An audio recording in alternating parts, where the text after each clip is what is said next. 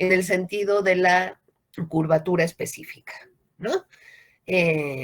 Bueno, dependiendo de los compromisos metafísicos de toda teoría, que puede ser retórica o puede ser filosófica, se puede suponer que lo que es semejante está en el ámbito del significado.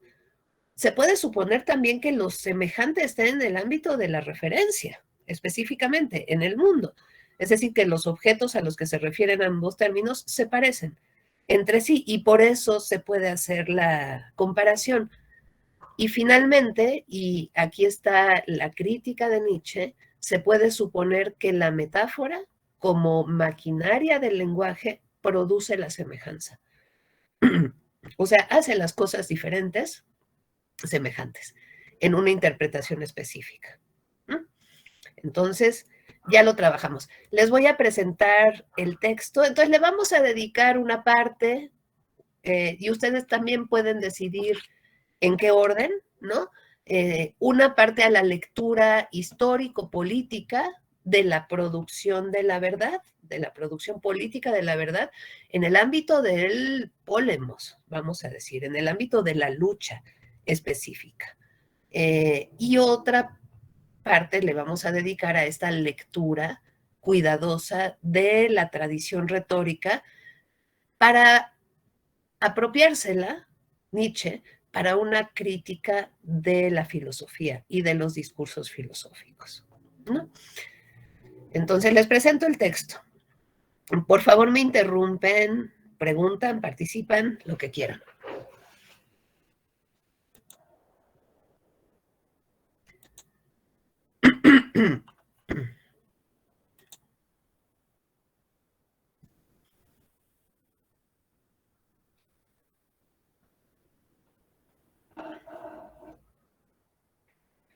Me dicen, por favor, si es legible o lo hago un poco más grande.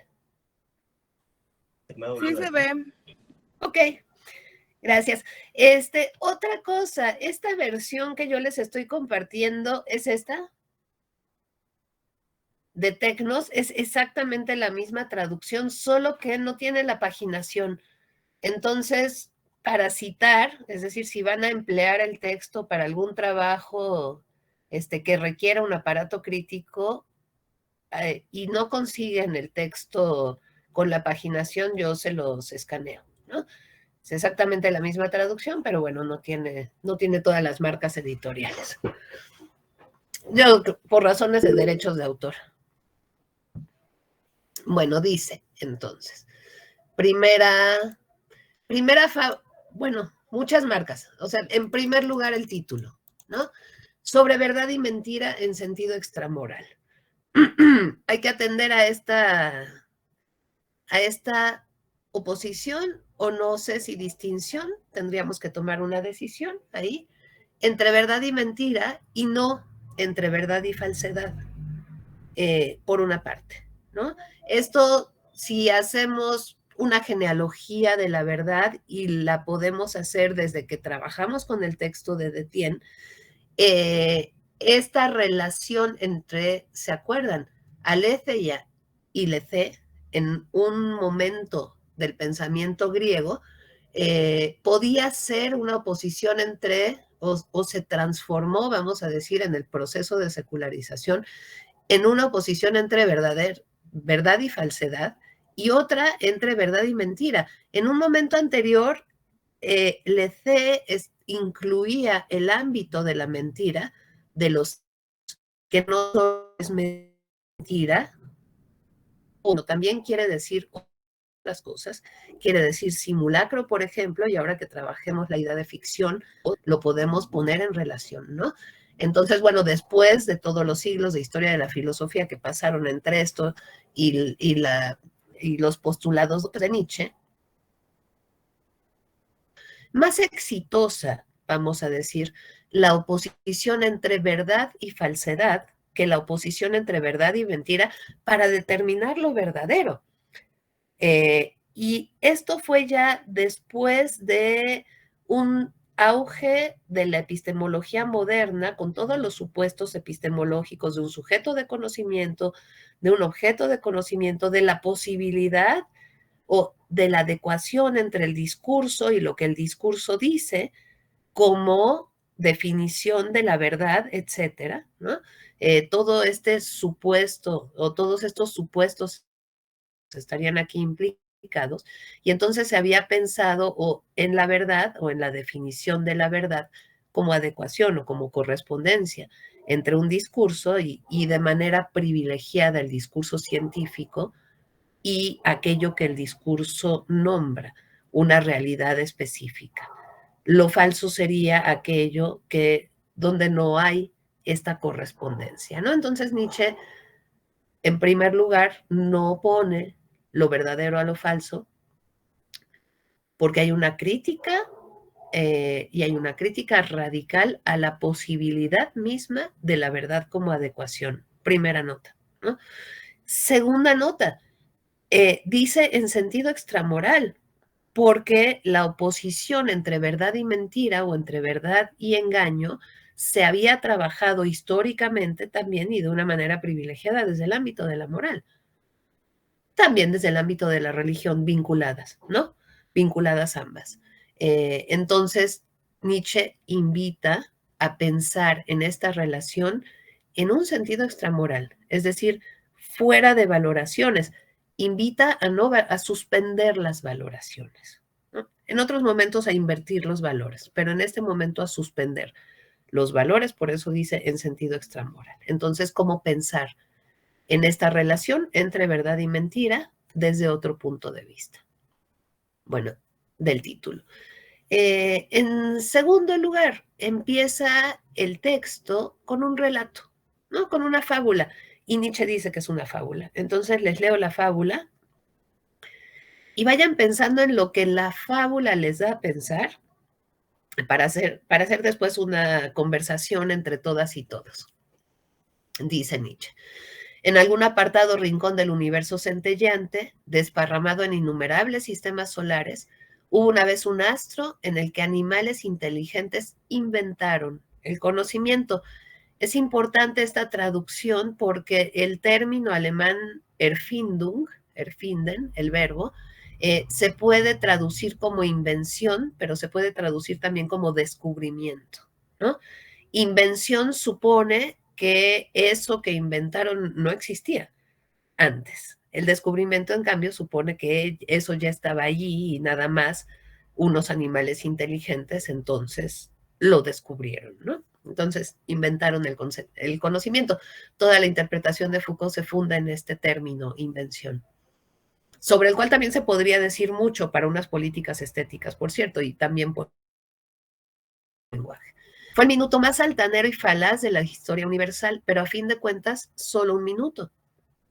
Tras breves respiraciones de la naturaleza, el astro se heló y los animales inteligentes hubieron de perecer. Alguien podría inventar una fábula semejante, ¿no? Fíjense la función de la fábula aquí. Alguien podría inventar, Nietzsche inventando, ¿no? Entonces, ¿con qué objeto se introduce aquí? Y se introduce de manera fuerte al inicio del texto una fábula y después se dice que es una fábula inventada, ¿no? Entonces, alguien podría inventar una fábula semejante, pero con todo, no habría ilustrado suficientemente cuán lastimoso, cuán sombrío y caduco, cuán estéril y arbitrario es el estado en el que se presenta el intelecto humano, la naturaleza. Otra nota aquí, el concepto de naturaleza, concepto que sería figurativo o regulado retóricamente, figurativamente, también habría que perseguir cómo en Nietzsche se determina, ¿no? Entonces, en el que se presenta el intelecto humano dentro de la naturaleza. De cualquier manera es digno de nota que el intelecto se sitúe en el ámbito de la naturaleza, porque se ha propuesto históricamente que una cosa es el pensamiento y otra cosa es la naturaleza y que son opuestos. ¿No es cierto? El ser humano se caracteriza por ser humano frente a los animales que no son inteligentes, que no poseen razón, que no poseen lenguaje, etc. Entonces, Nietzsche desplaza el intelecto hacia ese ámbito que se había postulado como el otro, ¿no? Lo otro del intelecto. Bueno, hubo eternidades en las que no existía. Cuando de nuevo se acabe todo, para él no habrá sucedido nada, puesto que para ese intelecto no hay ninguna misión ulterior que conduzca más allá de la vida humana. No es sino humano, demasiado humano, diría en otro texto, y solamente su poseedor y creador lo toma tan patéticamente como si en él girasen los goznes de este mundo. Pero si pudiéramos comunicarnos con la mosca, en otra traducción dice el mosquito, que creo que me gusta más, pero bueno, si pudiéramos comunicarnos con la mosca, llegaríamos a saber que también ella navega por el aire poseída de ese mismo patos y se siente el centro volante de este mundo. Nada hay en la naturaleza, por despreciable e insignificante que sea, que al más pequeño soplo de aquel poder de conocimiento no se infle inmediatamente como un odre. Y del mismo modo que cualquier mozo de cuerda quiere tener su admirador, el más sabio de los hombres, el filósofo, está completamente convencido de que desde todas las partes los ojos del universo tienen telescópicamente puesta su mirada en sus obras y pensamientos. Hasta aquí la fábula. A ver, ¿qué les dice esta fábula? Voy a dejar de presentar.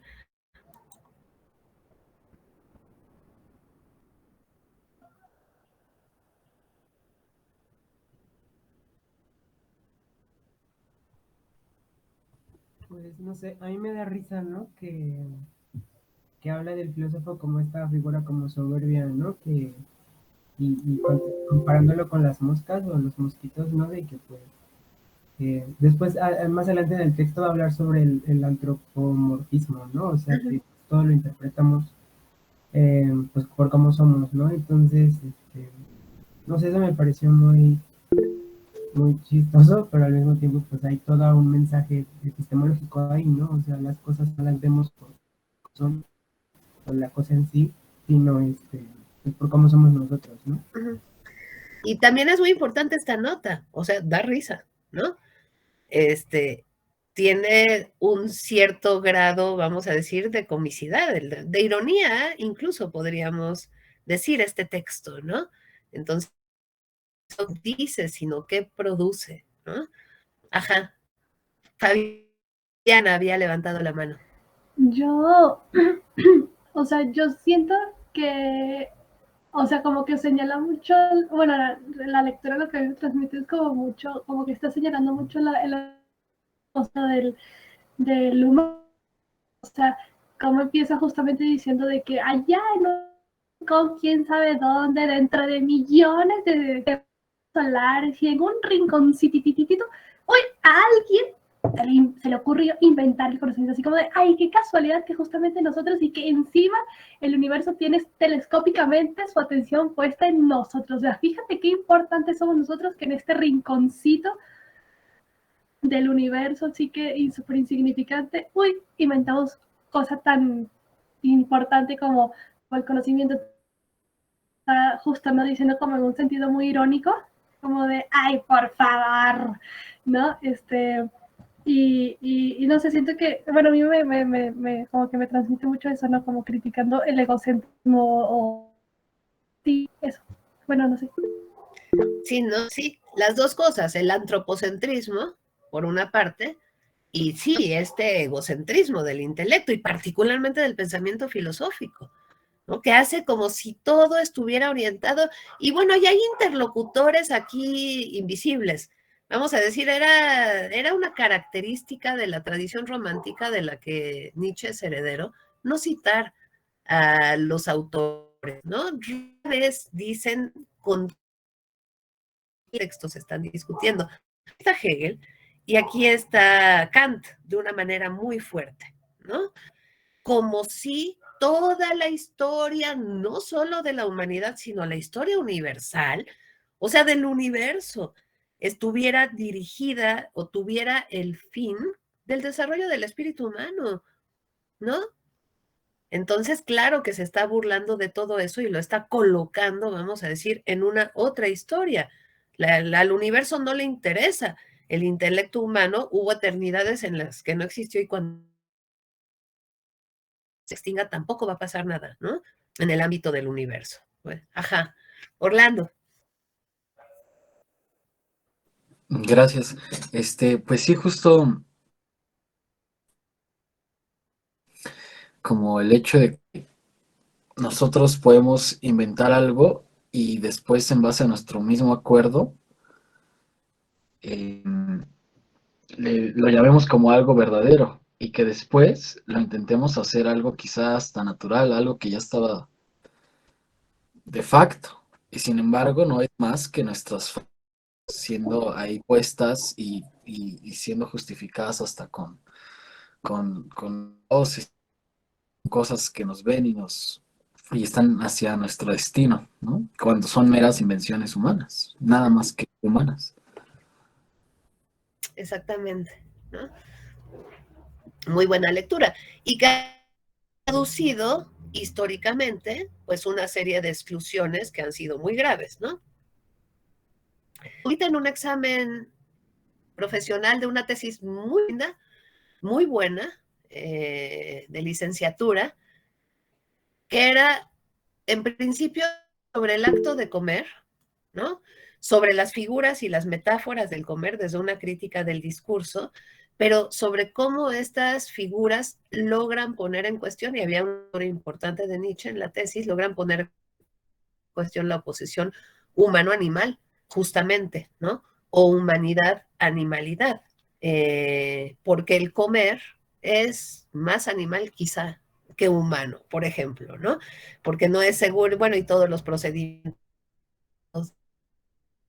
servía de estos textos de Nietzsche para mostrar cómo opera el discurso, pero también para poner en cuestión esa oposición, justamente porque no es seguro ni natural tampoco que el ser humano ocupe el puesto más alto en la escala de los seres, según nos ha enseñado la tradición, ¿no? Entonces, cuando vamos a decir que rebaja el intelecto o la razón o el entendimiento al ámbito de la naturaleza, Nietzsche, entonces está, en primer lugar, desplazando una serie de valoraciones, ¿no? Está supeditando eso que habíamos pensado que era lo otro de la naturaleza al ámbito de la naturaleza. Y por otra parte, está señalando su insignificancia, ¿no? Desde el punto de vista histórico. Ajá. Sí, ahorita, bueno, cuando hablaba sobre la traducción, ¿no? De el término alemán sobre invención, me viene a la mente si en la edición de Tecnos sí vienen como las notas al pie donde cita a estos autores, que dice que es como la traducción del romanticismo, ¿no? O sea, como no citar a los autores. Porque igual hay una parte en donde habla sobre, no, ahorita no me acuerdo muy bien en qué parte, pero dice que es solamente como un X, ¿no? O sea, que esta naturaleza es un X que no se puede diferenciar, que no se puede conocer, no diferenciar, que no se puede conocer, que no se puede acceder. Y esto me sonó como mucho a Schopenhauer, ¿no? Y yo sé que Nietzsche estudió a Schopenhauer, entonces no sé si aquí igual está como, pues como estos vínculos, ¿no? Que facilitarían muchísimo más la interpretación, ¿no? Del texto.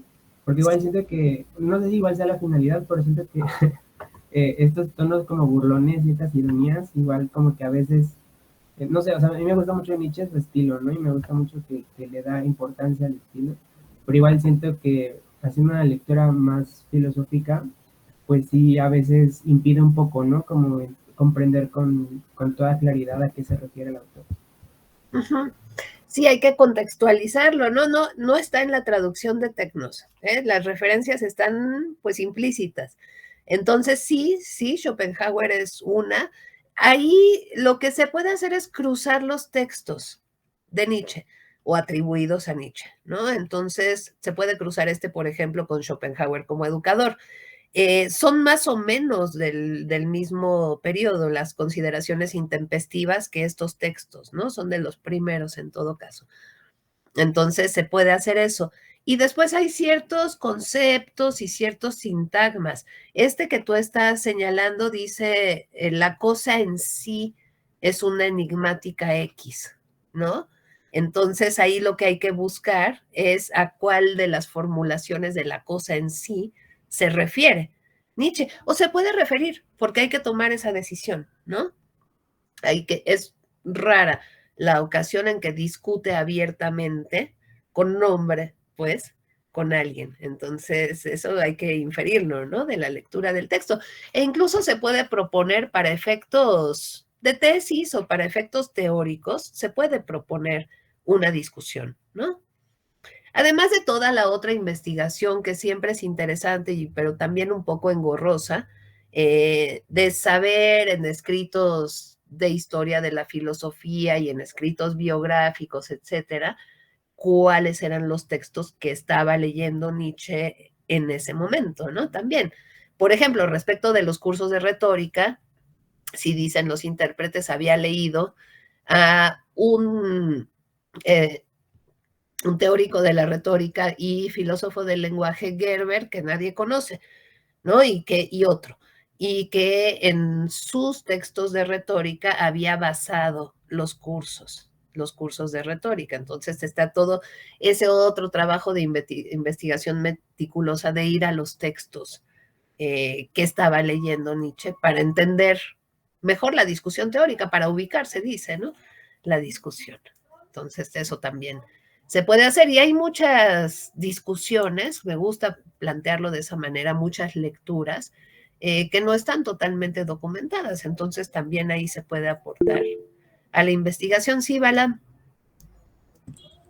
Sí, a mí lo que me llamó mucho la atención como de este texto es que pues justamente la filosofía, por lo menos, no sé, me imagino que medieval, que esta filosofía que se cifraba mucho como en el estudio de Dios y tal, pues como que sí conceptualizaban el mundo como con ciertos arcanos, ¿no? O sea, y que había como descifrar esos arcanos del mundo y el ser humano era como ese ser racional, ¿no? Con la posibilidad de descifrar ese logos en el universo, ¿no? Y justamente como, pues, yo creo que aquí muestra lo hilarante, ¿no? De que nosotros nos casamos con esa idea y cómo no sentirnos como en el centro del universo, ¿no? Como si de cierta manera Dios lo hubiese destinado para nosotros y esta cuestión como de la ley eterna y la providencia divina y que todo es guiado como por el artífice, ¿no? De que es Dios y todo esto y que realmente nosotros creemos que mediante el conocimiento resolvemos como todos esos enigmas y que Nietzsche como que, pues no sé, de repente haga esas refutaciones y pareciese que eso que nosotros consideramos como conocimiento o verdad lo reduce como a meras como categorías mentales del humano, ¿no? Sin tal vez como posibilidades de, bueno, no digo como tal cual sin posibilidades de que pueda existir una verdad fuera de la mente humana, pero un poco así, ¿no? Como de que pues al final de cuentas el tener ese conocimiento de la verdad, pues no supone algo más trascendental, ¿no? Porque al final de cuentas somos como una raza finita que en algún momento se va a terminar por extinguir. Ajá.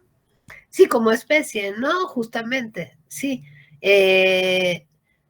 Respecto de la verdad, la propuesta es que más bien la verdad es producida, ¿no?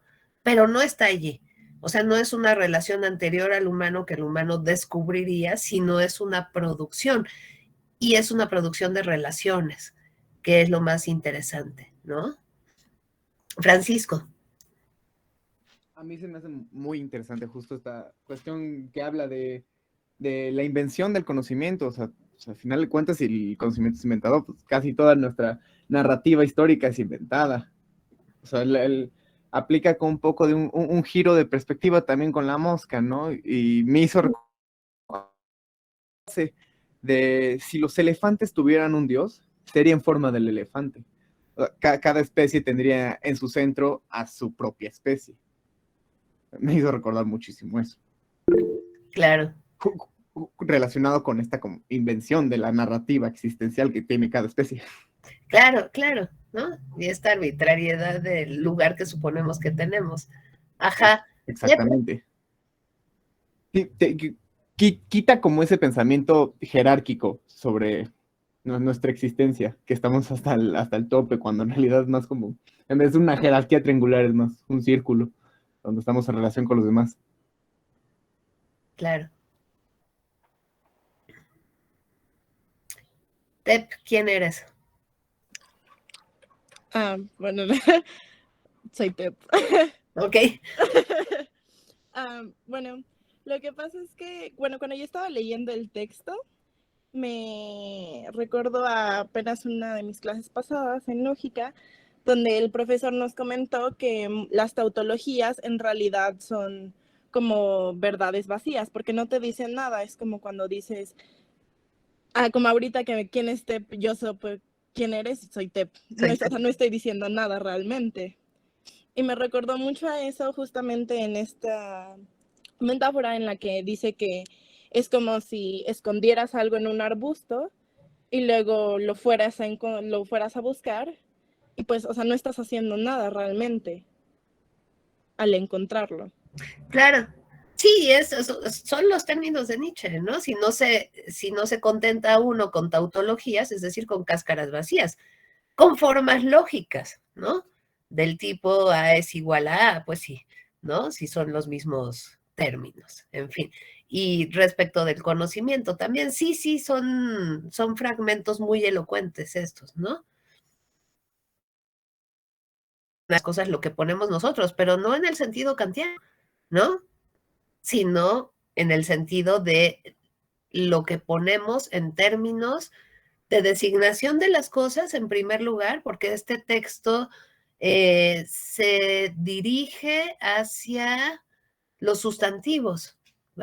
Cuando se habla de la producción de sentido, o sea, los sustantivos que nombrarían o se referirían a objetos, ¿no? A objetos específicos en el mundo. Entonces, estas relaciones, además de ser figurativas, lo único que son relaciones. Y son relaciones de lo que ponemos como interpretación en el mundo, sin tener garantía. Y eso tampoco es fácil de entender. O sea, no hay garantía de mundo en el sentido en que haya algo que podamos conocer que esté fuera de nuestro modo de relacionarnos con ese mundo. Eso lo había planteado Kant, pero lo había planteado desde el punto de vista trascendental.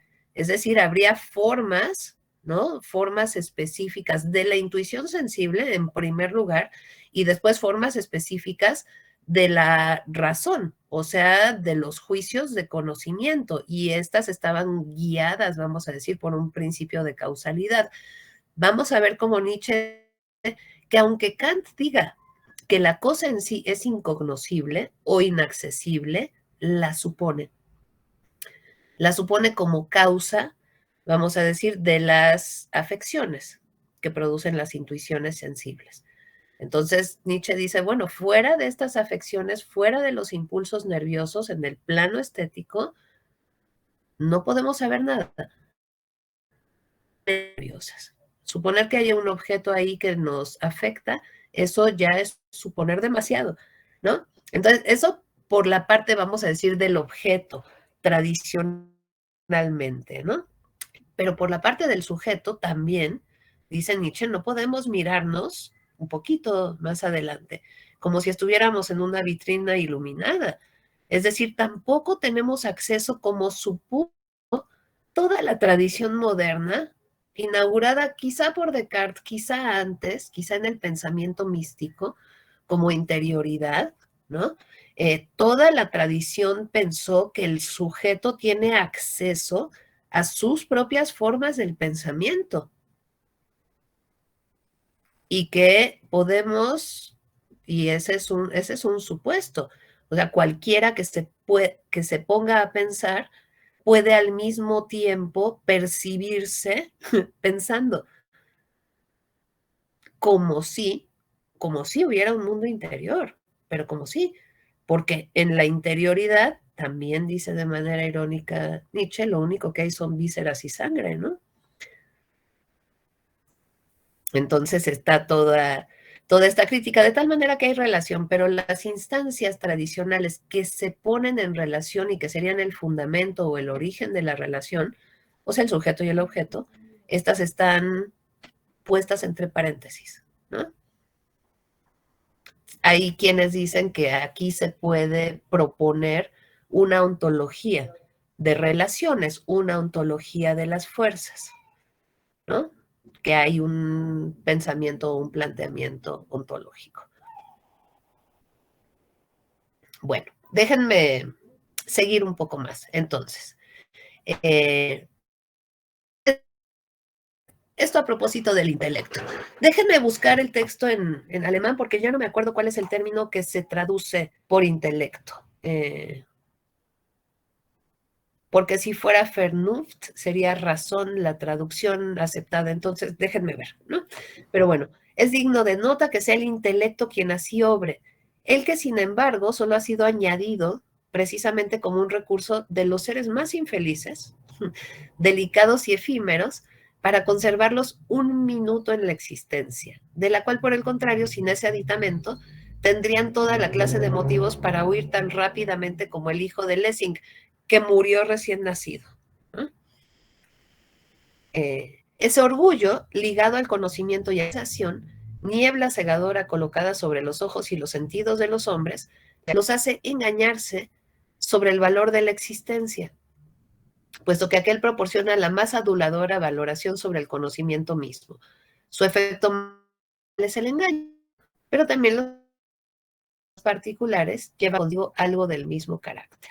Bueno, entonces, el engaño como efecto, en primer lugar, ¿no? El autoengaño también, que se está presentando aquí, y sigue Nietzsche con esa crítica del antropocentrismo, ¿no? No solo del antropocentrismo, o sea, ese sería como el carácter más general. Más adelante va a decir también hay un antropomorfismo en los conceptos. Y esto podría ser, o podría no ser, pero podría ser herencia de Vico, que en algún momento tuvo una teoría del lenguaje y de la retórica similar a la de Nietzsche, de la cual Nietzsche pudo haber tomado algunas propuestas generales, y que también pensó que en todas las lenguas, las distintas culturas que estudia, ¿no? Porque su texto es para una filosofía de la humanidad, entonces hace una historia de muchas culturas europeas, por supuesto, indoeuropeas, ¿no? Dice, bueno, en las primeras lenguas, los hombres le dieron, y los hombres en masculino, le dieron al mundo solo de lo que ellos poseían.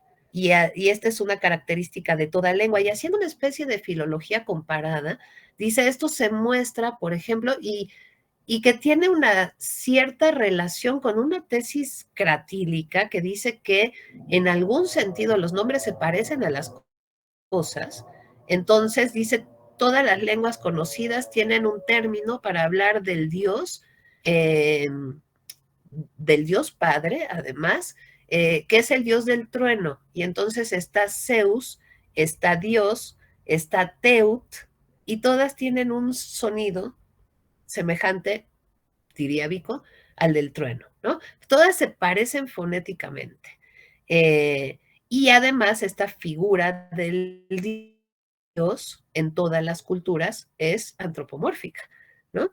Entonces se dota a todo lo que existe, dice Vico, de sentido y de pasión, o sea, de eso que posee el ser humano, y de sentido también en el sentido del lenguaje, ¿no? Y así decimos que la cabeza tiene montaña, que la montaña tiene cabeza, al revés, o que la mesa tiene patas, ¿no? Etcétera.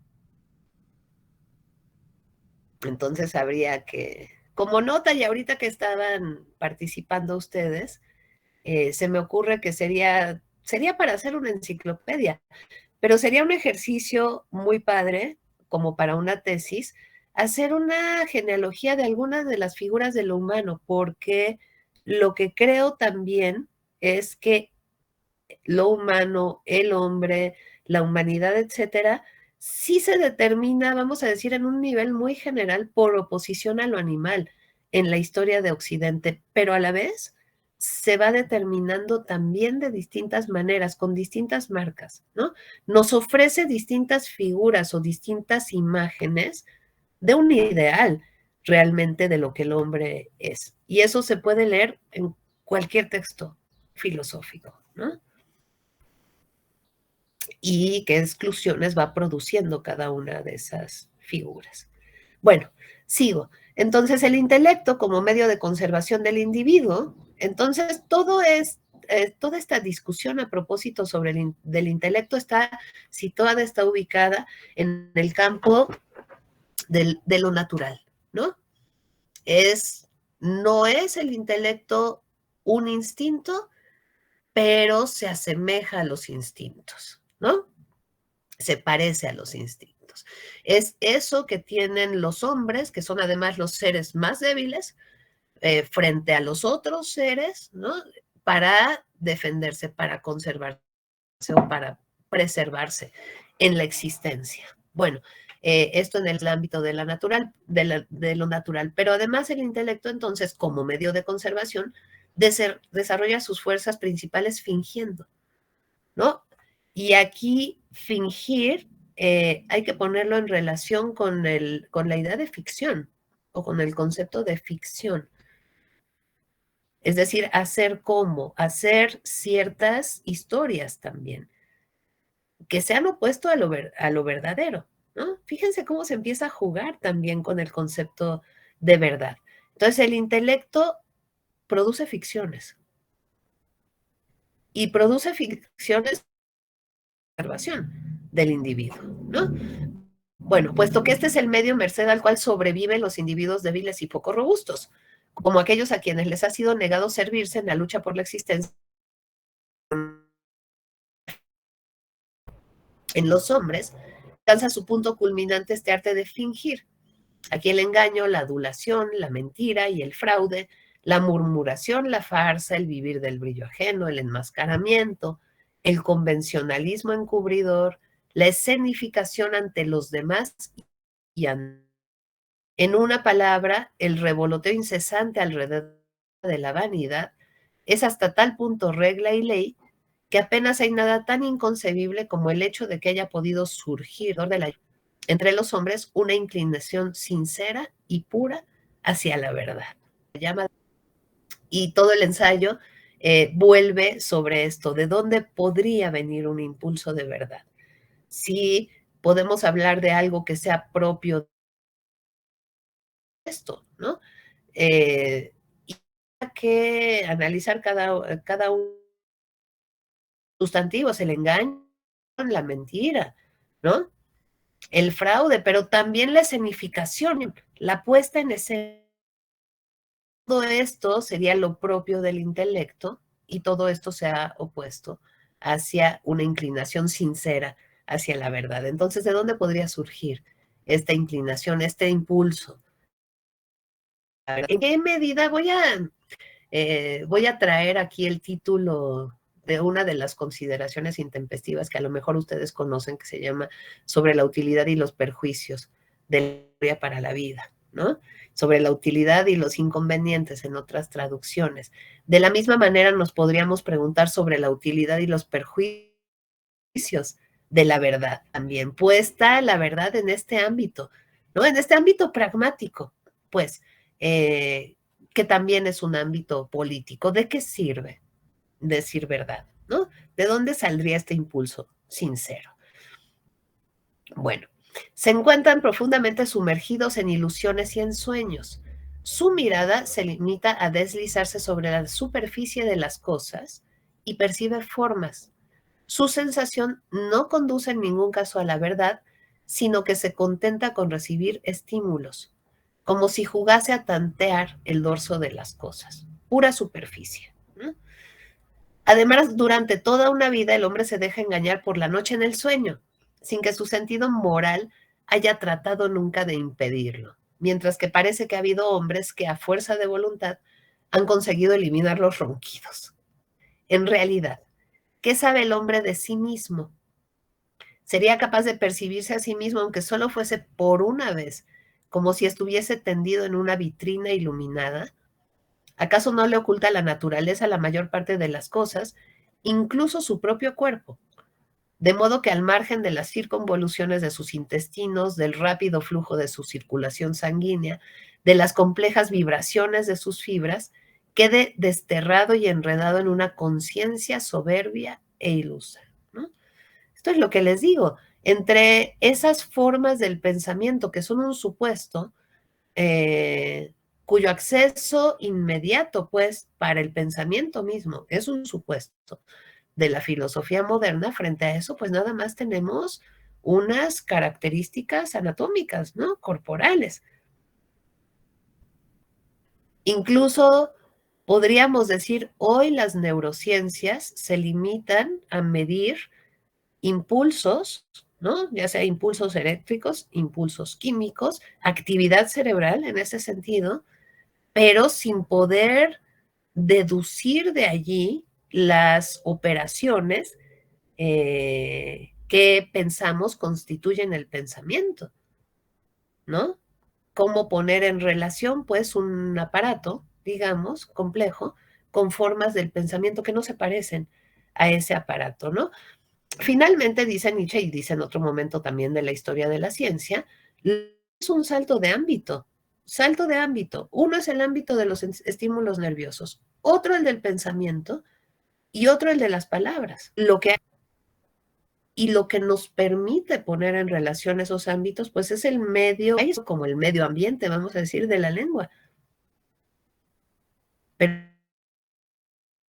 Subjetividad sin garantía de verdad. Hay una relación, ahora vamos a ir allí, hay una relación metafórica. Metaforein, dice Paul de Man en griego, quiere decir trasladar de un lugar a otro, pasar de un lugar a otro. De ahí viene el término metáfora. Entonces Nietzsche lo que estaría diciendo es hay un paso, un traslado, un cambio de ámbito, una traducción, si ustedes quieren, entre estos ámbitos sin garantía de verdad, ¿no? Sin garantía de adecuación. Bueno, entonces puesta en cuestión también del sujeto. Son las 3 en punto. Vamos a tomarnos 5 minutos, poquito más, 6 minutos, y regresamos con este fragmento, ¿no? Y este es el que va a permitir a este y los que siguen la lectura política. Entonces vayan por un cafecito o algo.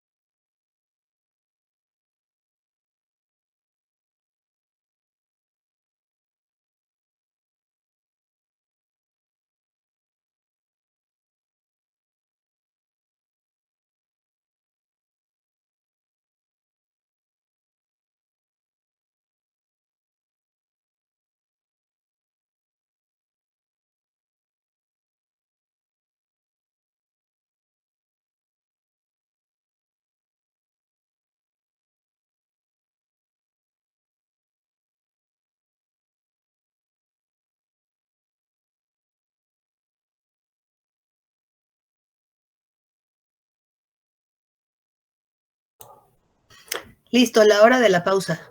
¿Por qué no me dijeron que ya no estaba presentando el texto? A ver, se los...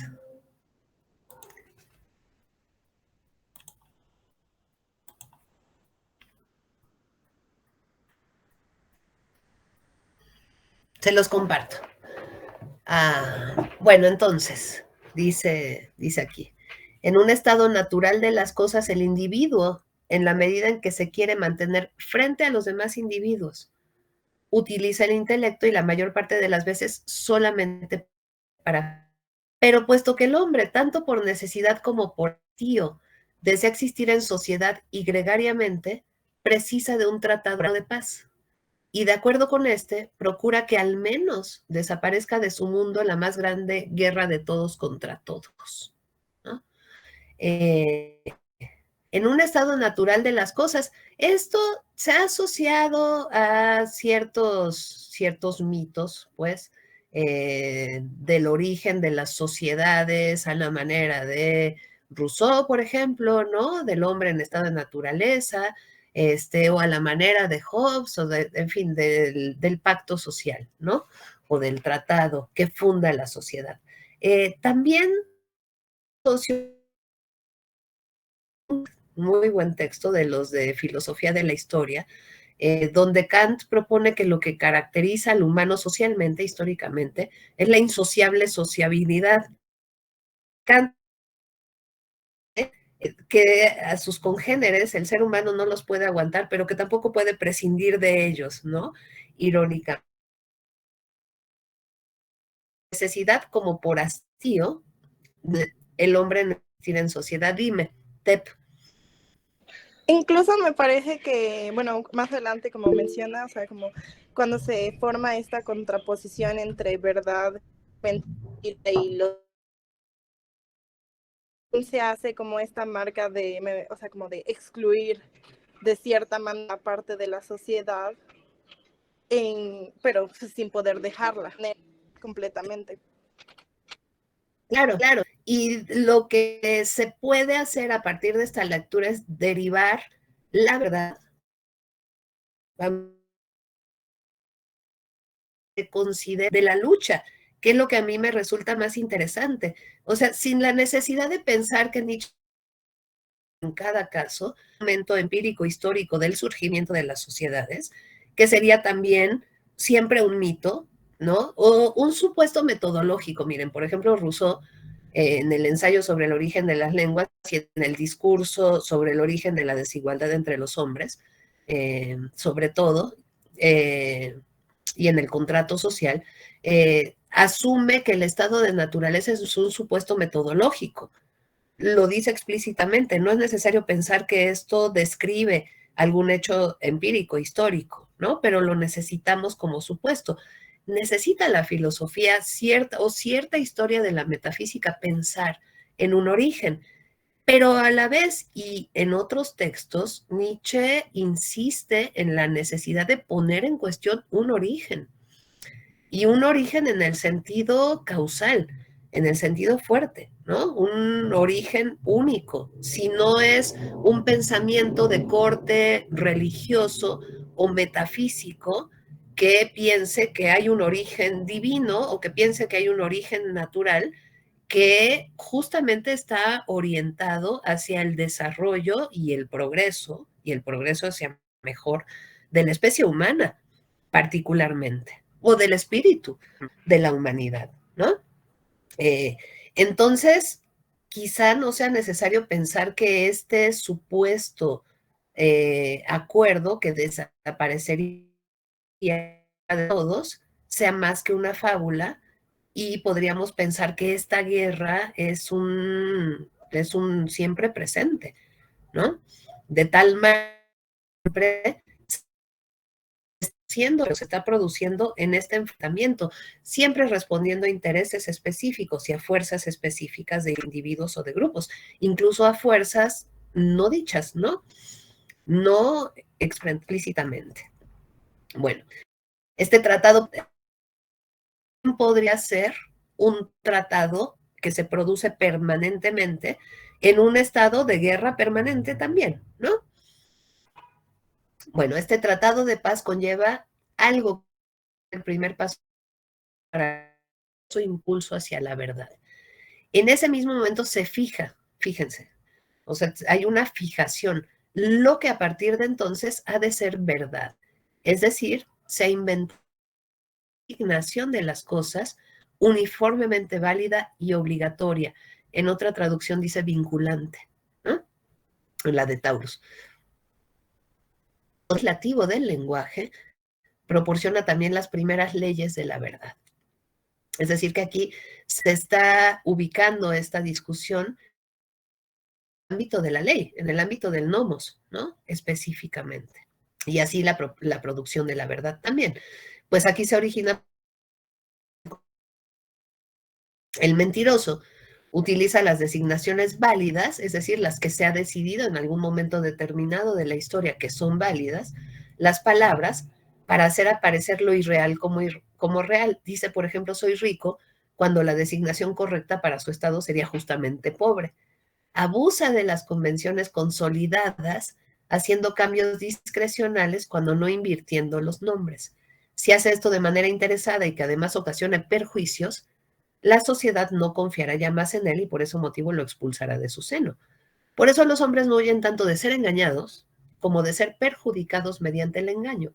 En este estadio tampoco detestan en rigor el embuste, sino las consecuencias perniciosas, hostiles de ciertas clases de embustes, ¿no? Se trata más bien de los efectos del engaño que de un compromiso con la verdad, ¿no? Entonces, esa nota, esto lo desarrollamos mucho después, si quieren, con la lectura de Foucault, ¿no? El otro punto, además, ¿qué sucede con esas convenciones del lenguaje? Son quizá productos del conocimiento del sentido de la verdad. ¿Concuerdan las designaciones y las cosas? Aquí está el criterio de adecuación, ¿no? Claramente formulado. ¿Es el lenguaje la expresión adecuada de todas las realidades? Y fíjense la respuesta. Solamente mediante el olvido puede el hombre alguna vez llegar a imaginarse que está en posesión de una verdad en el grado que se acaba de señalar. Si no se contenta con la verdad en forma de tautología, como tú decías, Tep, es decir, con conchas vacías, entonces trocará con ciudades. ¿Qué es una palabra? La reproducción en sonidos de un impulso nervioso. Pero inferir además del impulso nervioso la existencia de una causa fuera de nosotros es ya el resultado de un uso falso e injustificado. Podríamos decir legítimamente si la verdad fuese lo único decidido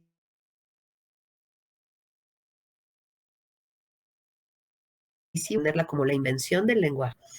Si el punto de vista de la certeza lo fuese también respecto a las designaciones, como no obstante podríamos decir legítimamente la piedra es dura, como si además captásemos lo duro de otra manera y no solamente como una excitación completamente subjetiva. Déjenme establecer aquí otro vínculo. Con Locke, que todavía no leemos y que quizá no vamos a leer, pero en su momento, en el ensayo sobre el entendimiento humano, que ustedes seguramente conocen, no el libro tercero sobre el lenguaje, que no se lee, ¿no? Pero parte, sobre todo, más que teoría, una taxonomía de las ideas, ¿no? En esta taxonomía de las ideas de Locke, lo que supone Locke es que todo conocimiento es empirista, ¿no? Proviene de la sensibilidad, de las relaciones sensibles. Y que las primeras ideas que tenemos son las ideas que provienen de la experiencia y que son abstracciones. Las ideas simples en realidad son abstracciones. Dice, de una bola de nieve percibimos lo frío, lo esférico, ¿no? Lo único que percibimos son estas cualidades que él llama en los objetos. Según su hipótesis empirista, no podríamos saber cuál es la sustancia, por ejemplo, de la bola de nieve, es decir, que mantiene juntas estas propiedades que percibimos y estas percepciones inmediatamente se graban en la mente, que es algo así como una tabula rasa, ¿no?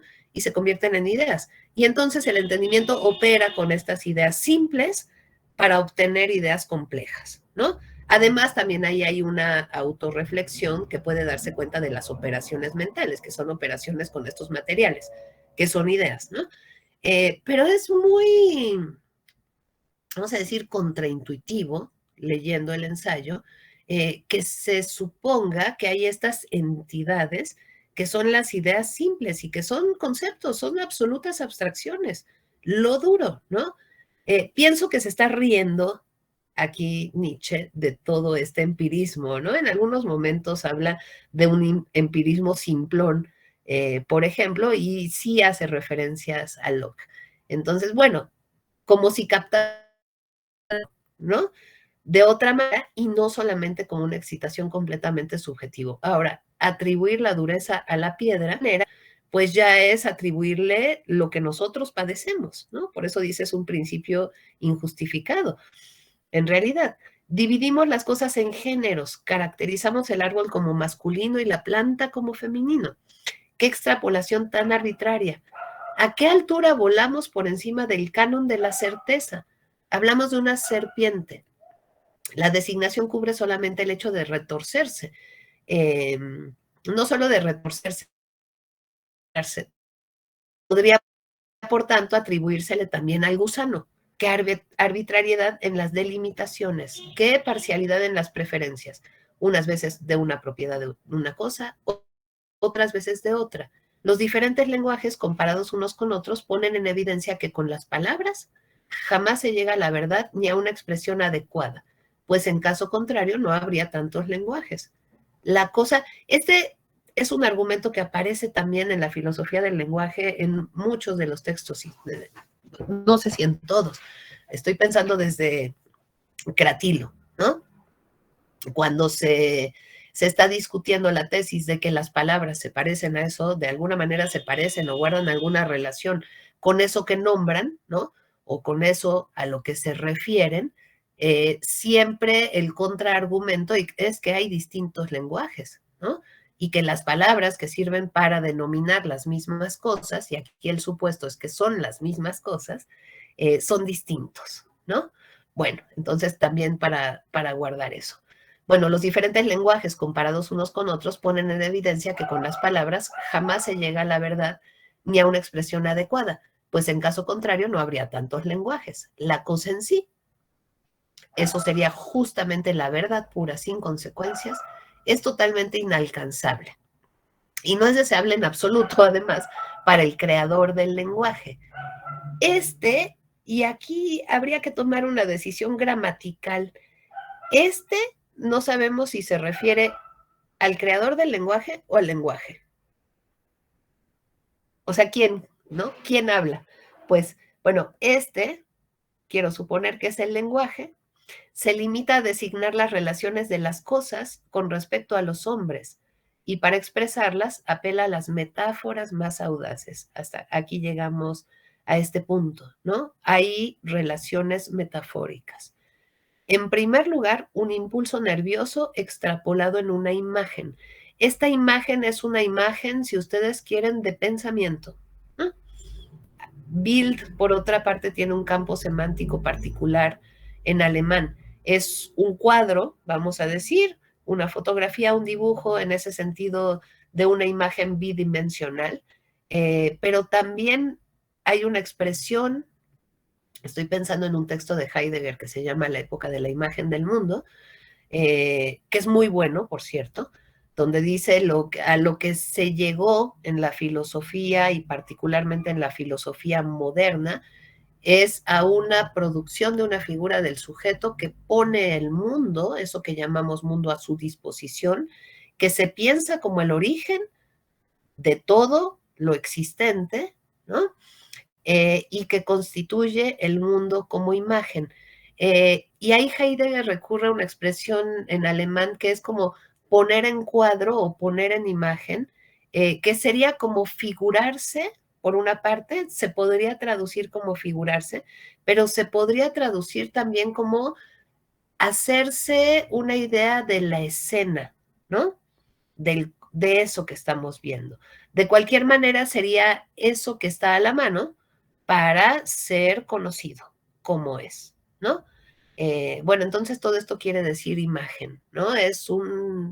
Podríamos decir, es un pensamiento. Entonces,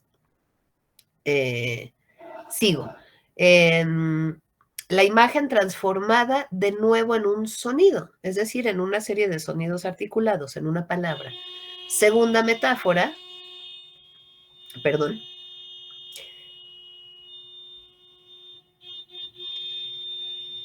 Tengo a un vecino neurótico, espérenme tantito.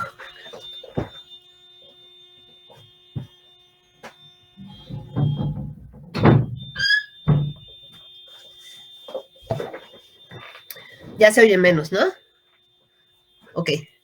Segunda metáfora. Y en cada caso, un salto total desde una esfera a otra completamente distinta. Bueno, después vamos a trabajar esto porque no es fácil, por una parte, ¿no? Por otra parte, es muy importante esta caracterización de la experiencia sensible en relación con el lenguaje. Entonces, les voy a hacer un poco de trampa, porque, bueno, además de una definición de metáfora, ustedes habían escogido no leer el texto de Aristóteles sobre la interpretación todavía, ¿no? Pero aquí hay una lectura del texto aristotélico, entonces lo quiero trabajar aquí para que podamos ver de qué manera pone en cuestión este esquema que de acuerdo con Heidegger sería el esquema tradicional, el más exitoso, vamos a decir, el más extendido en la historia de la filosofía occidental sobre la verdad, ¿no? Sobre las relaciones entre el lenguaje, por una parte, el mundo de la experiencia y el pensamiento. Entonces, se llama el texto sobre la interpretación Perihermeneias. Tiene el subtítulo Escritura, puesto en esta edición de Gredos. Es el tomo 2 de los Tratados de Lógica y es un párrafo nada más. Bueno, y tiene el subtítulo Escritura, voz, pensamiento y realidad, lo verdadero y lo falso. Después de este fragmento, se dedica Aristóteles a decir cuáles son los juicios de los cuales se puede decir que son verdaderos o falsos, los juicios asertivos, etcétera, ¿no? Por eso está en los tratados de lógica, pero aquí hay una explicación que es una explicación epistemológica. Entonces, antes que nada, dice Aristóteles, hay que exponer qué es un nombre y qué es un verbo, y a continuación qué es una negación, qué una afirmación, qué una declaración y qué un enunciado. Así pues, lo que hay en el sonido son símbolos y ya vamos a trabajar después también, si quieren, estas distintas formas de relación que se dicen en los distintos términos en griego. No es lo mismo un símbolo que un signo, que otro término, homoiómata, se dice en griego, que es lo que iguala, ¿no? No son relaciones iguales. Entonces, lo que hay en el sonido son símbolos de las afecciones que hay en el alma, de los padecimientos del alma. Y la escritura es símbolo también de lo que hay en el sonido. Anacrónicamente, podríamos decir, o como se tradujo esto después en la tradición, entonces lo que hay es una relación representativa. Los sonidos representan las afecciones del alma. Las afecciones del alma, son como los pensamientos. O sea, en el esquema aristotélico, los objetos nos afectan por los sentidos, por la vista, el tacto, etcétera, pero principalmente por la vista, y producen afecciones del alma, ¿no? Esos serían, digamos, los materiales, usando otra metáfora del pensamiento. Entonces, los sonidos representan las afecciones del alma y la escritura es representación del sonido. Y así como las letras o la escritura no son las mismas para todos, es decir, hay distintos lenguajes, tampoco los sonidos son los mismos. Ahora bien, aquello de lo que esas cosas son signos, primordialmente, las afecciones del alma, son las mismas para todos. Y aquello de lo que estas son semejanzas, las cosas, también son las mismas. ¿no? En este esquema, pues hay un mundo, hay una realidad, hay un mundo empírico, pues, hay una cierta manera de afectarnos ese mundo a los seres humanos para producir ciertas afecciones o padecimientos del alma, que también son los mismos para todos, y en el nivel de la palabra o de la escritura, entonces esto ya se representa en distintas lenguas, de distintas maneras. Habría para Aristóteles, y esto lo hereda el empirismo inglés, una cierta garantía para el conocimiento en el nivel de la experiencia. Por eso el empirismo retoma este esquema, puesto que de la experiencia obtenemos todos lo mismo, ¿no? Y todas también, aunque no tanto, diría esta tradición.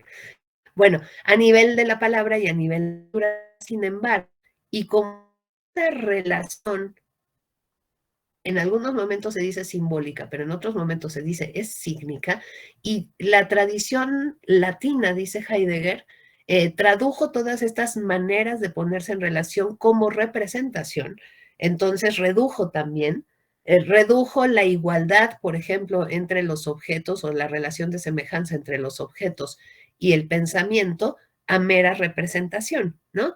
Era que hablaría de representación en un sentido de arbitrariedad, o sea, de no necesidad o no naturalidad, sería signo, ¿no?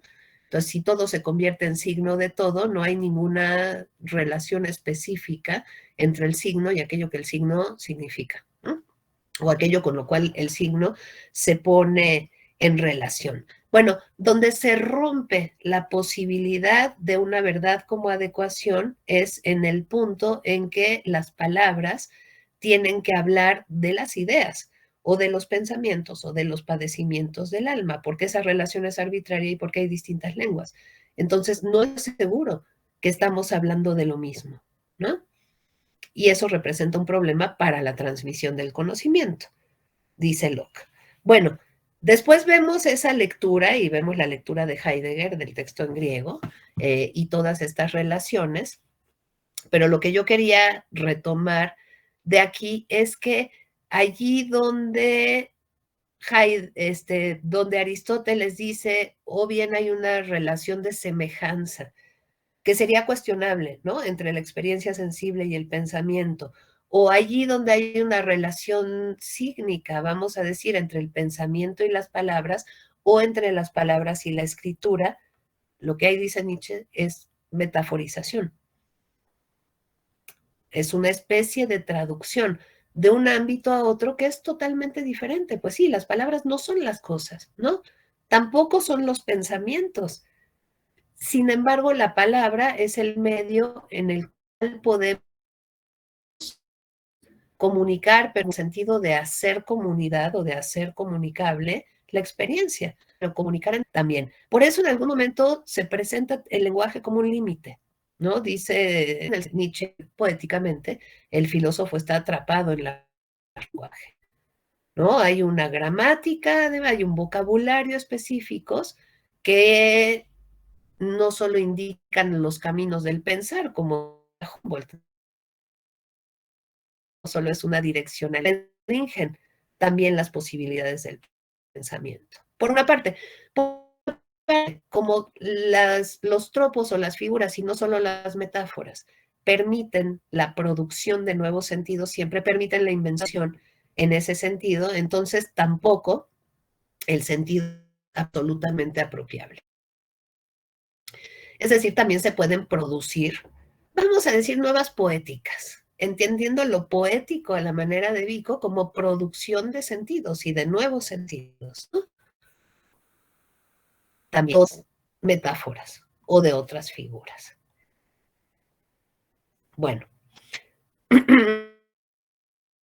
me voy a quedar con estos campos problemáticos, o sea, con la exposición mía, y vamos a dar lugar con estas, dar un poco más a la discusión.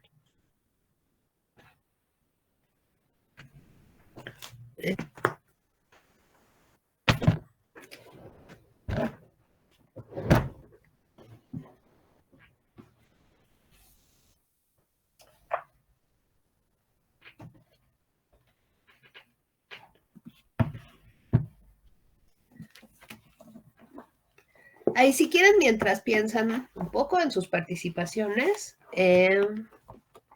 déjenme leer una definición de metáfora. Hay muchas. Y hay muchas también desde la filosofía, ¿no? Es más, desde la hermenéutica, teoría de la interpretación, etc. Entonces, esta, desde la tradición retórica, si lo pueden conseguir, que consigan el Diccionario de Retórica y Poética de Elena Beristain, que trabajó mucho tiempo en el Instituto de Filológicas y era una gran maestra, además, y que se dio a la tarea de hacer este diccionario para el uso de estudiantes, ¿no? Para el uso colectivo. Entonces, metáfora. Uy, y fíjense todos los términos relacionados. O translatio, o sea, y en esta definición se funda la idea de paso, ¿no? O traslación, pues, paso de un lugar al otro. Y prosopopeya o personificación. Prosopopeya es cuando se atribuyen justamente características humanas a otras cosas, ¿no? O metagogé y metalepsis, sinécdoque, metonimia. Fíjense, en esta definición, la sinécdoque, que sería tomar una parte de algo por el todo o el todo por la parte, como cuando decimos, y también es muy elocuente que ese sea el ejemplo, tantas cabezas de ganado, o sea, la cabeza por toda la vaca, en este esquema, además, se dice como metáfora, y la metonimia que sería la sustitución, la posibilidad de sustitución de la causa por el efecto, y ya vamos a ver cómo esto se usa en Nietzsche de un modo crítico, pero en voluntad de poder, ¿no? La causa se puede sustituir por el efecto. El ejemplo de Elena Beristain es: tú eres mi alegría, y no tú eres la causa de mi alegría, ¿no? Mi alegría sería el efecto, entonces. O la sustitución espacial de un lugar por otro, en términos filosóficos, y para una crítica la usa Nietzsche en el sentido de la sustitución de lo interior por lo exterior, ¿no? Interior, que también es posible. O temporal, del antes por el después, ¿no? Bueno, la metonimia hablaría de esta posibilidad de sustitución en distintas relaciones. Metáfora mitológica, epíteto metafórico, metáfora continuada. Esta es una definición de alegoría, una entre tantas. Después vemos metáfora hilada, extrañamiento o desautomatización o singularización. Todo eso en metáfora. Bueno, figura importantísima, principalmente a partir del barroco, que afecta al nivel léxico-semántico de la lengua y que tradicionalmente solía ser descrita como un tropo de dicción o de palabra, a pesar de que siempre involucra a más de una de ellas, que se presenta como una comparación abreviada y elíptica, sin el verbo. Es decir, y esto es muy importante, o sea, sin el verbo que compara, ¿no? En lugar de decir, el ejemplo que hay aquí, cabellos como el oro, para decir cabellos de color dorado, se dice sus cabellos de oro o el oro de sus cabellos, ¿no? El cómo se omite de una elipsis, ¿no? Donde hay la omisión de la relación. También de aquí la relación, entonces, se produce, y se produce justamente en ese sintagma, si están involucradas más de una palabra, ¿no? Se necesita una frase para elaborar una metáfora. Bueno, pero está aquí implícita, vamos a decir, la comparación, ¿no? Entre las cosas. Una puesta en relación que es comparativa también. Es importante para leer este esquema nietzscheano, pero no es que exista ninguna semejanza necesariamente, es que la metáfora permite comparar las cosas, ¿no? Permite comparar el ámbito de la experiencia, el ámbito del pensamiento, pero sin garantía de que pensemos, ni siquiera que pensemos las cosas como son, ¿no? O mucho menos que conozcamos las cosas como son. Lo cual resulta bastante chocante para la tradición, ¿no? Y por eso se dice que este pensamiento es relativista, que entonces se puede decir todo de todo, ¿no? Que es resbaloso, jabonoso y una cantidad de figuras retóricas también, por cierto, que se usan para descalificar este tipo de pensamiento, ¿no? Bueno, sigo un poco. La metáfora, como la comparación, el símbolo, la sinestesia, se ha visto como fundada en una relación de semejanza entre los significados de las palabras que en ella participan, a pesar de que asocia términos que se refieren a aspectos de la realidad que habitualmente no se vinculan. Es decir, la metáfora implica la coposesión de semas, unidades mínimas de significación, que se da en el plano conceptual o semántico, o la coposesión de partes dada en el plano material o referencial, cuando la metáfora no es lingüística. Y en esta figura se manifiesta la identidad parcial de dos significados.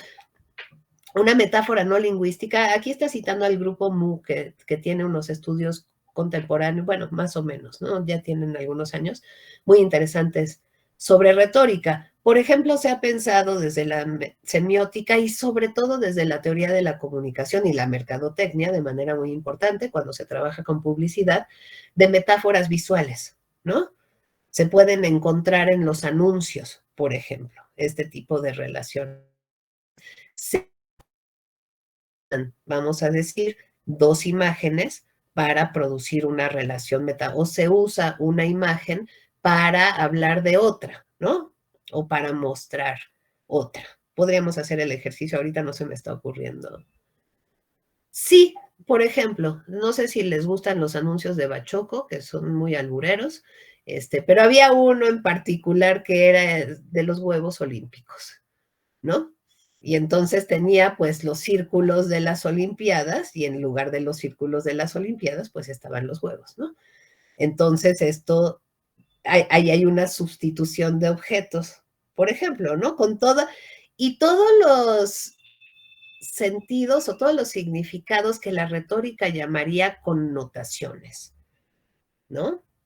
En este caso, y particularmente en México y probablemente en otras culturas latinas, pues implicaría también la fuerza y el poder y todo lo demás, ¿no? Entonces, en ese anuncio habría esa metaforización visual, puesta en relación también siempre con el discurso, por otra parte, o con el lenguaje verbal, ¿no? Bueno, en fin, que la característica de la metáfora sería esta, de comparación, que asume o no una semejanza. Y esta semejanza puede ser una semejanza en el nivel del significado o puede ser una semejanza en el nivel de la referencia, ¿no? Dependiendo de los supuestos de los que se parta. Bueno, entonces eso respecto de la metáfora. Nietzsche diría que no, que la metáfora produce. No hay semejanza en la realidad, ¿no? Pero permite también el paso, pues, o permite la relación misma, ¿no?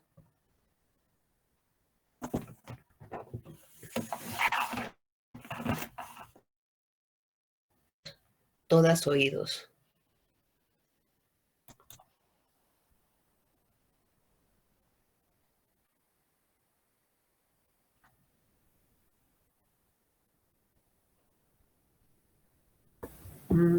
Pues no sé,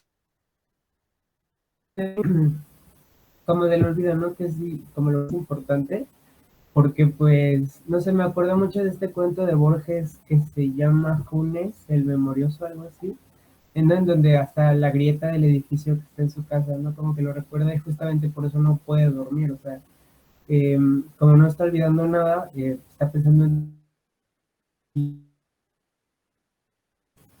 esto, ¿no? Como estas relaciones, pues ya vistas, ya conocidas, precisamente ya develadas.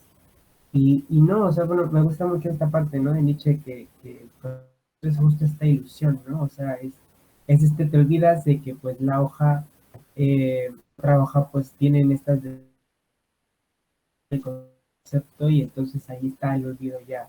El olvido es lo que crea el concepto, ¿no? Y aparte pues pues esta ironía, ¿no? Como que yo no sé si él está hablando a Dios o a quién le está hablando, pero dice, ¿no? Que las manos ineptas, o no sé qué palabra utilizó, ¿no? De que parece que las hizo una mano como inexperta, ¿no? Que no le pudo quedar todas las hojas iguales, ¿no? Entonces, pues no sé, o sea, eso es lo ácido, ¿no? Como pero sí, igual me puso la pregunta, ¿no? Que a lo mejor es muy básica, pero parecería como terminar en una especie de paradoja, ¿no? O sea, yo entiendo, ¿no? Que el concepto que no todas las hojas son iguales y así no hay muchísimos ejemplos, pero sí hay esta parte común, ¿no? O sea, incluso creo que aquí hay una especie de alusión, al menos, o a lo mejor todo el texto no tiene muchísimo que ver con Platón mismo, ¿no? O sea, con estas ideas en donde está desligado del mundo sensible, del mundo donde vemos las hojas con sus diferencias. Pero justo para Platón sería esta la idea, ¿no? Este aspecto común y suprasensible eh, que condiciona, ¿no? Como la realidad. Entonces no sé aquí Nietzsche como de la comunicación y siento que es más como descriptiva, está describiendo el problema del lenguaje y de la realidad, pero no sé dónde está como su propuesta, ¿no? Habría muy buena participación. O sea, una primera, estás hablando de los conceptos, ¿no? En efecto, todo, según esta descripción muy singular nietzscheana, los conceptos lo que harían sería hacer semejantes cosas que son estrictamente puras, ¿no? Esa sería su propuesta. Lo que hay a nivel de la experiencia es pura singularidad. Cada hoja, usando este ejemplo, ¿no? Es el memorioso, porque claro, o sea, si pensamos, es que a Funes le tomaba el mismo tiempo recordar que lo que había tomado el evento que recordaba, puesto que no omitía nada, ¿no? No solo por una cuestión temporal, sino por una cuestión de la economía de la lengua, no tenemos palabras para nombrar cada una de las experiencias singulares, hay un lenguaje muy limitado. Entonces es necesario generalizar. Es más, no, tampoco podríamos pensar generalizar, porque estamos como en el pura singularidad y con la pura experiencia desnuda, ¿no? Vamos a decir, si no hubiera generalización. Sin embargo, la generalización no es el criterio de verdad. O sea, no está en los conceptos, en la conceptualización, la posibilidad de formular la verdad si la verdad se entiende como adecuación. La producción. Ahora, la generalización es en ese sentido del poder pensar y del poder hablar también. Las particulares determinaciones de los conceptos, esas son figurativas. O sea, la regulación de los conceptos es figurativa.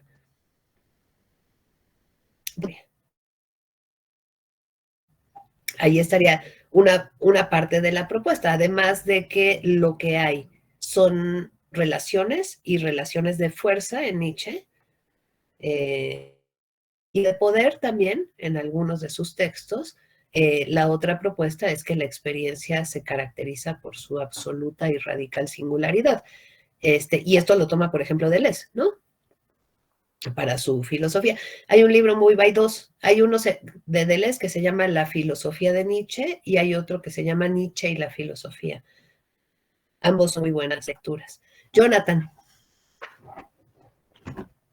Creo que, bueno, espero poder plantear bien la pregunta y es, ¿qué tan en serio hay que tomar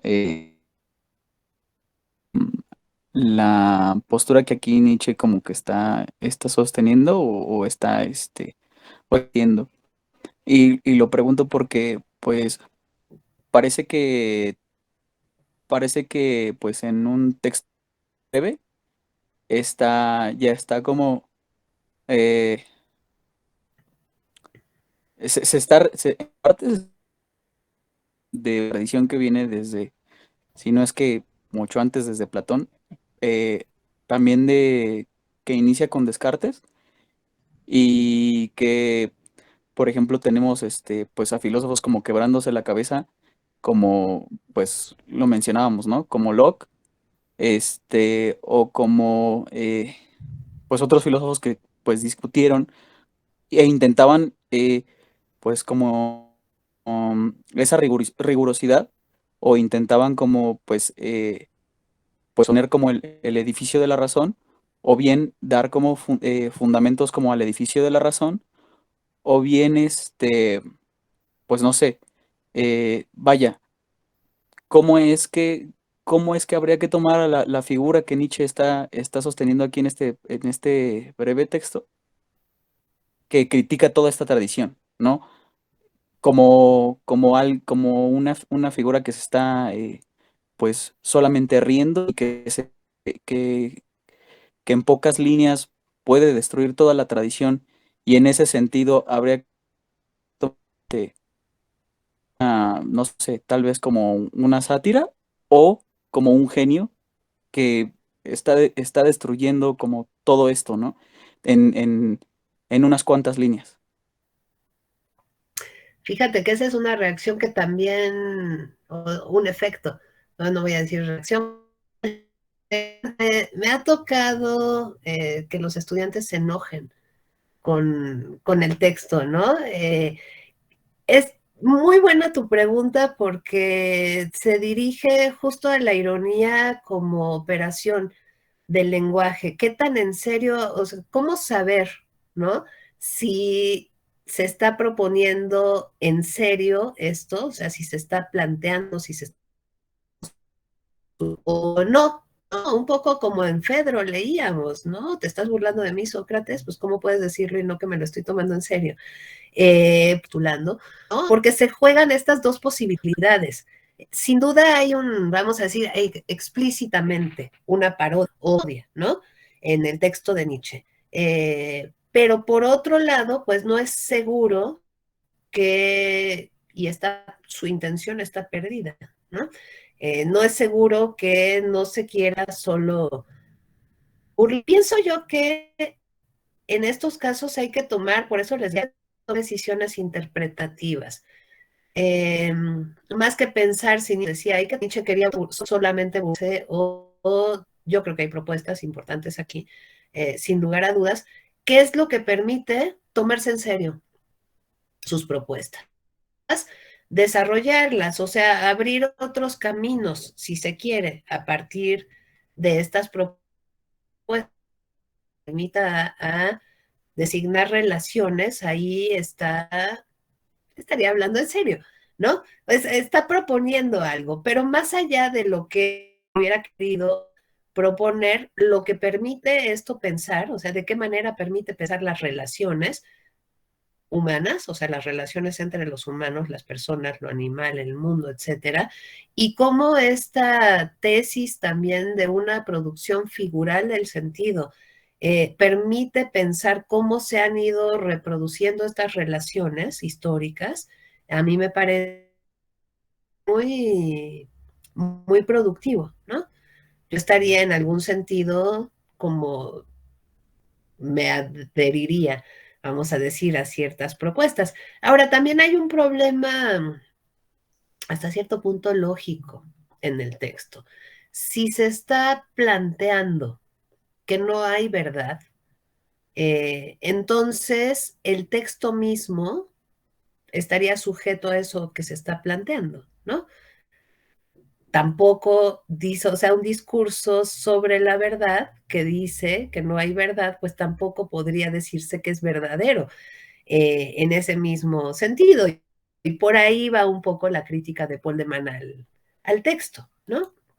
Ahora, pienso también que cuando se está resignificando el concepto de verdad, ¿no? O se está produciendo otra determinación de la verdad. Como el resultado, la victoria, vamos a decir, de ciertas fuerzas sociales, históricas, políticas y de la lengua, y en la lengua, entonces se puede sostener que así se produce la verdad, efectivamente, ¿no? Pero es una interpretación también, porque también en otros lugares, dice Nietzsche, solo hay interpretaciones, ¿no? Frente a la verdad, pues. Sobre lo que preguntó el compañero, yo creo que de alguna manera, o sea, sí es un postulado, nada más porque me parece que este texto hace mucho sentido como siguiendo toda la filosofía de Nietzsche, o sea, como se notan esos tintes existencialistas en el texto, me parece.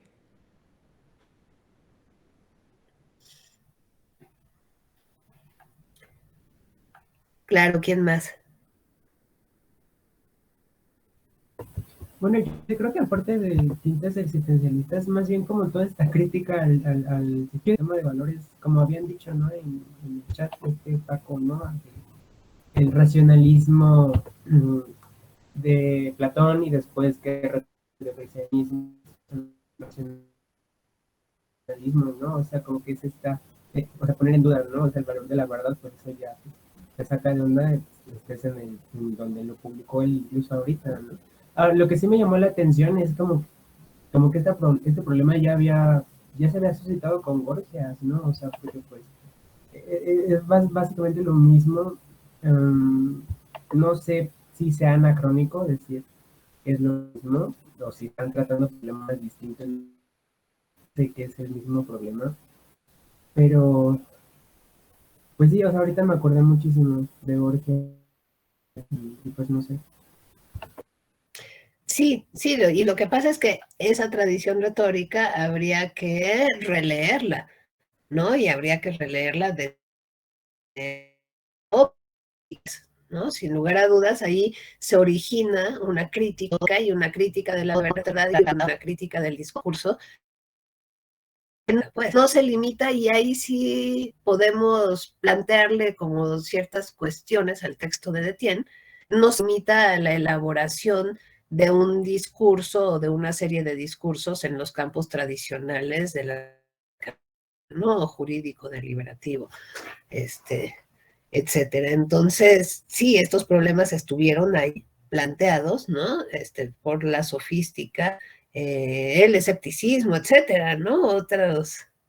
Otras formas del pensamiento y en relación con la verdad, justamente. Sí, o sea, hay una crítica muy radical en los textos de Nietzsche que sí habría que leer, pero además también hay un ejercicio de la ironía. Y creo yo lo que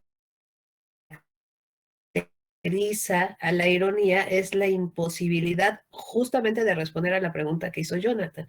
La imposibilidad de saber si es en serio, ¿no? O no es en serio. O más bien la incongruencia entre lo que quiere decir o lo que podemos pensar que quiere decir, lo que puede dar a entender, que son muchas cosas, no necesariamente lo contrario, ¿no? En lo que puede dar a entender, pues está la apertura de interpretación también. Y somos muy libres de hacer las interpretaciones que nos parezcan importantes, ¿no? Claro, hay que defenderlas y hay que argumentarlas. No se puede interpretar cualquier cosa, pero sí se puede leer, eso da a entender, ¿no?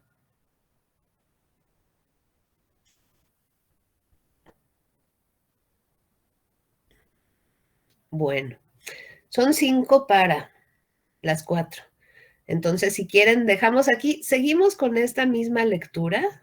Les voy a compartir aquí en la carpeta de Drive mañana los cursos sobre retórica para irlos teniendo, pero bueno, nos falta una parte del texto. Y nada, les agradezco muchísimo sus participaciones y que estén aquí. Nos vemos por allá en la facultad, ¿no? La semana que viene. Gracias, doctora. Gracias. Muchísimas gracias.